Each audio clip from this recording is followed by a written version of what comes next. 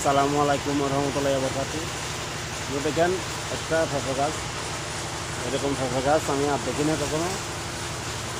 সুন্দর একটা পেঁপে গাছ এখান থেকে উঠছে। এই 5টা ডাল,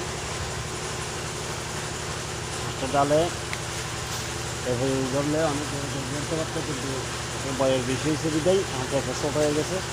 এখন আর এই পেঁপেগুলা দেখতেছে না, খুব কম ছোটো ছোটো করে। দেখবেন আপনারা কত সুন্দর লাগতেছে। এখানে বসার একটা জায়গা আছে।